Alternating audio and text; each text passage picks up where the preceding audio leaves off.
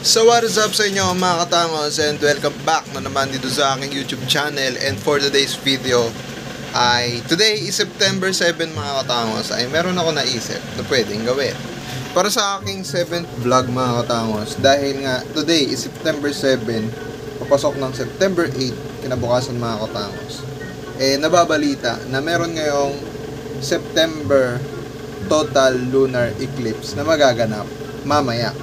So, ayon sa data mga katangos, na 11:30 ang beginning ng total lunar eclipse mga katangos. So, as of now, 11:10 PM mga katangos. So, tara, kukunin ko yung gamit.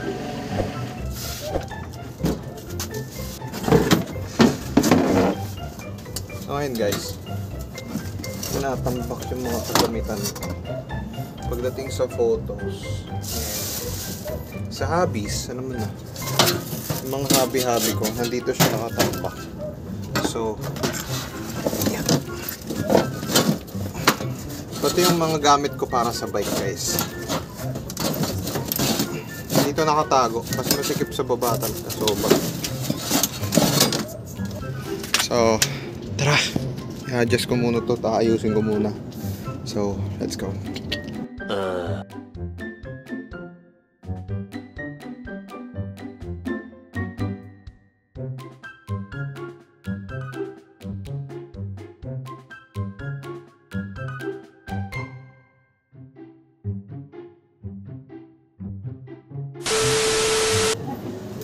So yun guys, pakita ko sa inyo yung itsura ng buwan today.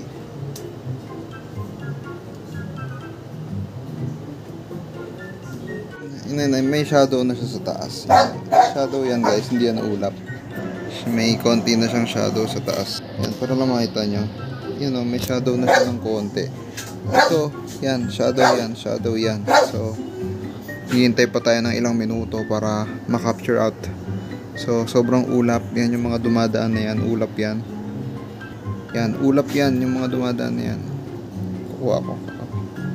Capture ako. A few moments later.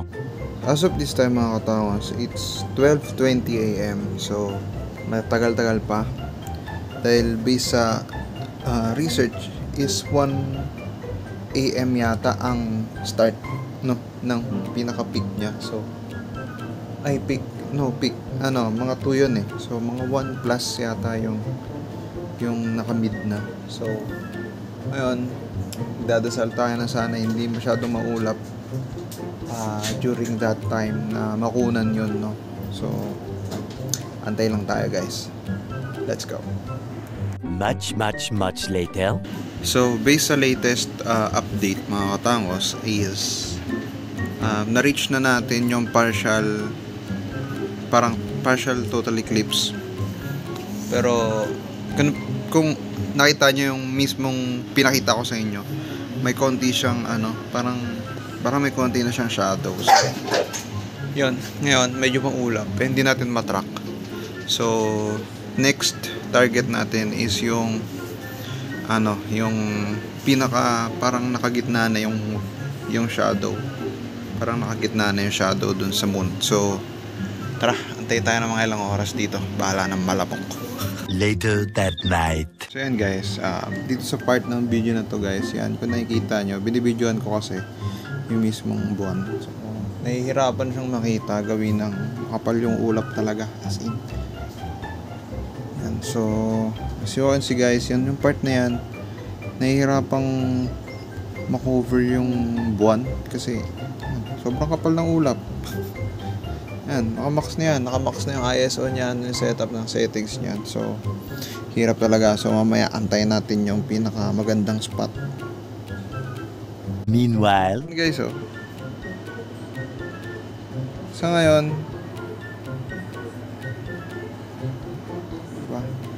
guys, yan muna yung kaya niyang makunan kasi as in sobrang dilim na ng paligid ng buwan. Full moon niya na, imagine. So, papasok na siya sa partial. And ayan na yun, papunta na siya anytime soon, maya medyo magre-red na yan siya. Sa ngayon shadow na yung nasa taas niya. So yan.